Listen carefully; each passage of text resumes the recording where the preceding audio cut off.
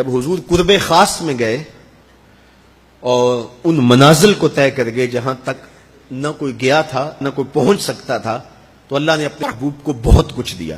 70,000 اسرار تھے، 70,000 رموز تھیں، 70,000 حکایات تھیں۔ محبوب کی جھولی میں بہت کچھ ڈالا اور ڈال کر کے کہا بما اشرفک یا احمد، اے محبوب یہ تو میں نے خود دیا ہے، اب تو اپنی چاہت بھی بتا، تیری چاہت کیا ہے۔ یہ مہمان نوازی کے تقاضے ہوتے ہیں نا، کہ سب کچھ پیش کرنے کے بعد بھی میزبان کہتا ہے کوئی اور، آپ کی کوئی پسند، تو یہ میزبانی کے تقاضے ہوتے ہیں۔ تو سب کچھ دینے کے باوجود جھولی میں ہر چیز ڈال دینے کے بعد کہا بما اشرفک یا احمد، پیارے بتائیے آپ کو کیا دیا جائے۔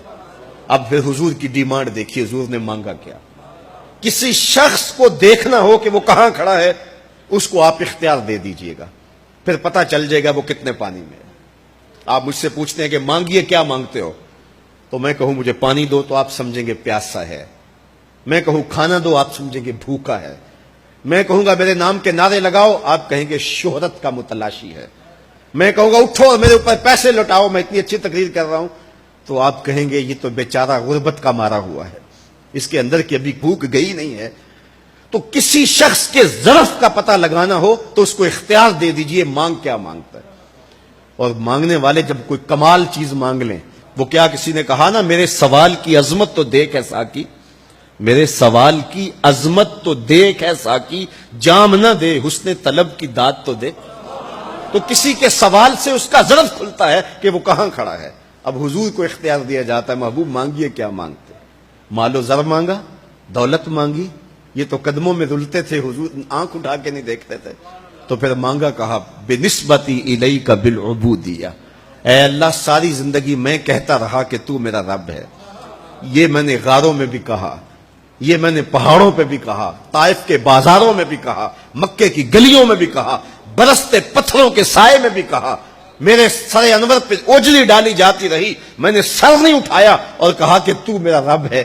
ساری زندگی میں نے کہا کہ تو میرا رب ہے، آج تو بھی تو کہہ دے کہ تو میرا بندہ ہے، مجھے عبد کہہ کے پکار دے۔ ملا جیون علیہ رحمہ فرماتے، امام راضی بھی لکھتے ہیں کہ یہ حضور کا پسند فرمودہ ہے۔ تو پھر اللہ نے جب بھی واقعہ معراج کی حکایت کی تو لفظ عبد سے جو ہے وہ بات کی، سبحان الذی اسریٰ بعبدہ، اور وہاں بھی سورہ نجم کے اندر بھی فرمایا فاوحیٰ الی عبدہ ما اوحیٰ، تو یہ محبوب کی چاہت پر ہے۔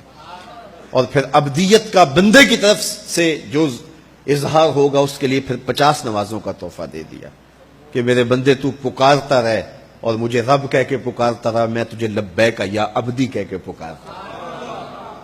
اور وہ 50 نمازیں پھر 5 نمازوں کی صورت کے اندر باقی رہیں۔ اللہ کی باتیں بدلتی نہیں ہیں، جو ایک نیکی کرے 10 کا ثواب ملتا ہے، پڑھو گے 5 ثواب 50 کا ہی ملے گا، اس لیے کہ اس کی باتیں تبدیل نہیں ہوتی۔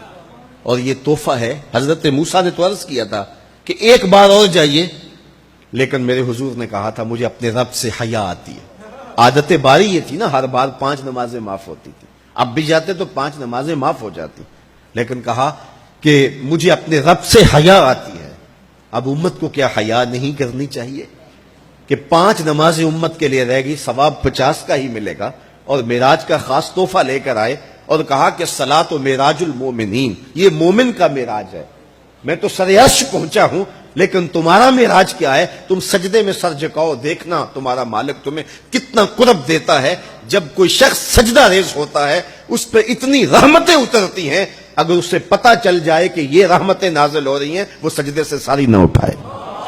تو اس کے حضور بندگی کو بجا لانا یہی بندے کی معراج ہے۔